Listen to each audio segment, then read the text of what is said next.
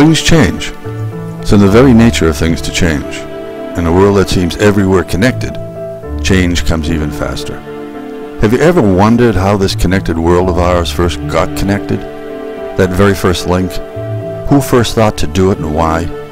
Connections that now link over 2 billion of us. That's a quarter of all humanity. Connections over which we send each other some 10 billion gigabytes of information every month. Connections that will quadruple in 2 years. I was curious about where it all began, so I went hunting for that beginning. And Bright Boys is that story. The making of that very first connection, preceded by the making of the world's first real-time electronic digital computer and the world's first digital network. And all of it ushering up from the minds of one small group of people. Their work was quite simply the beginning that changed everything. Hello and welcome to Bright Boys. My name is Tom Green, writer and producer at brightboys.org. For the past 5 years, brightboys.org has been chronicling the coming of my book, which is all about the making of information technology from 1938 to 1958. My website adventure has now produced the book that tells that story. The book recounts the incredible high-stakes journey of a team of cocky yet brilliant young men who began making information technology some 10 years before the term information technology was even coined. Everything has a beginning. None was more profound and quite unexpected than information technology. Here, for the first time, is the untold story of how our new age came to be and the Bright Boys who made it happen. It all began to come together here in 1948, 211 Massachusetts Avenue, an old run-down former laundry building, a stone's throw from the front door of the Massachusetts Institute of Technology.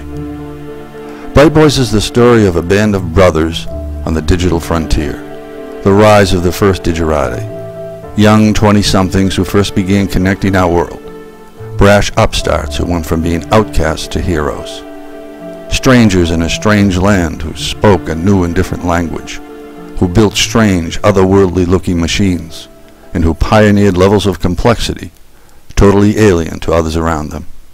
Their technology would stretch from real-time computing all the way to the shores of the Internet. This guy, Tom Corbett, Space Cadet, who as he put it was from the world beyond tomorrow, was the sci-fi idol of the times, and probably the only one who could truly understand and appreciate what the Bright Boys were doing. The Bright Boys were young, brilliant, confident, and cocky, and thought that they could do anything they put their hands to, and usually did, which for many hovering nearby, waiting impatiently for them to go bust, was grandly irksome.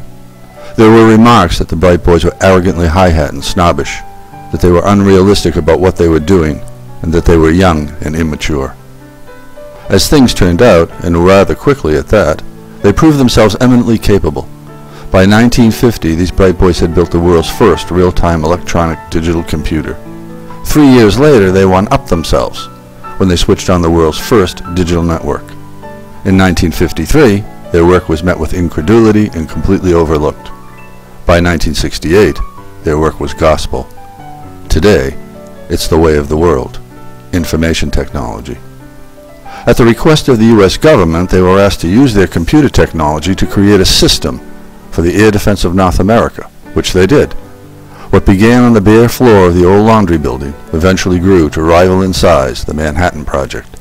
They built the first electronic air operations center, which was copied by every modern military force worldwide, and in the process created the first electronic air traffic control center, which a half-century later is an international standard for all commercial aircraft. Best of all, they saved the rest of us from this. The clacking din and drudgery of geared information machines, mechanical typewriters, adding machines, calculators, comptometers, printing presses, and all their geared kind. The Bright Boys' labor-saving invention began a liberation process for all of us. The Bright Boys were inventive in all that they touched. They originated modular construction of computers. They invented the modem and taught AT&T how to use it. They conceived of IBM's first computer assembly line. They originated computer memory that became the industry standard until the 1970s. They introduced the first graphical interface, the first computer keyboard, and the first light gun, an early form of the modern computer mouse.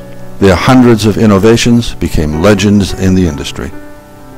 The Bright Boys story is history, yet it is also timeless.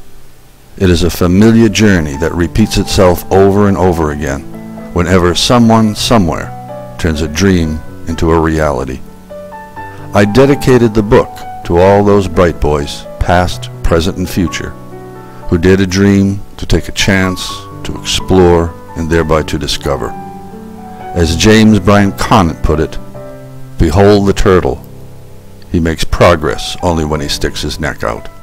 Bright Boys is the story of technology when technology was young, 1938 to 1958.